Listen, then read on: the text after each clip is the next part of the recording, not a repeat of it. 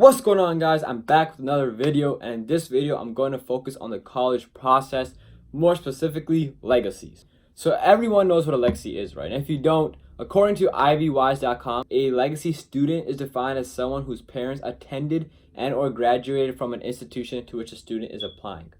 And not just parents, this counts for siblings, grandparents, basically anyone in your family lineage that's more immediate. Now, the main question that many students have is, will being a legacy make or break my application?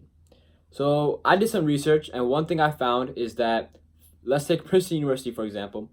For its class of 2020, according to ivywise.com, legacy students made up 14.5% of the class of 2020. Now, that's 192 students out of the 1312 that got enrolled. That's considerably high, especially since Princeton has like an 8%, 7% acceptance rate, one of the most high-class universities that America has to offer and the world has to offer.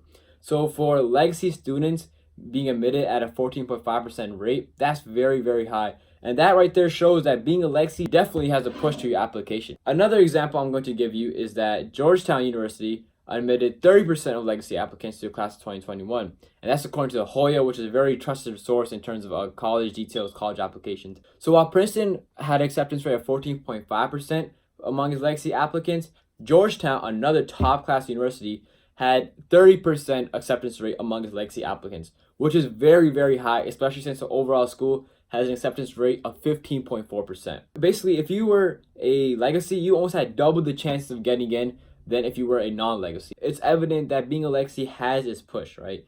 But at the same time, that's not what the college application is all about. Because, yeah, colleges may ask you, has your sibling parent ever attended this university, and if they have, it may ask some details about them.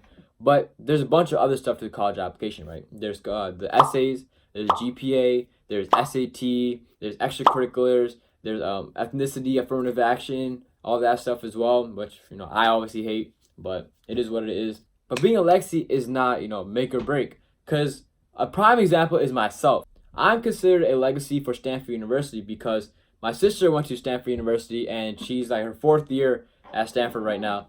And I applied for Stanford. And if you don't, know, I didn't get in, right? I got rejected, so damn. So now you could call me dumb, stupid, or be like, wow, you were a legacy and you still didn't get in. Well, that is how I felt at the time. I was like, damn, I must be really dumb. But that goes to show that being a legacy student doesn't guarantee you admission to a college, especially the top colleges. There's still a bunch of other factors, so you don't have to worry about if you're a legacy or not. But if you are a legacy, you may have like a 2 to 3% better chance of getting in than a non-legacy. But it's not a big gap, right? There's still a lot of other factors, so don't sweat too much if you're not a legacy. And if you are a legacy, don't get too confident, because that can really, really hurt you.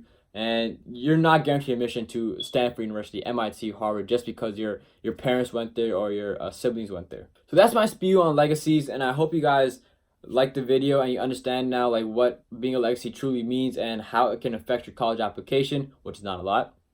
But if you guys have learned something, please like, please share, please comment down below, subscribe.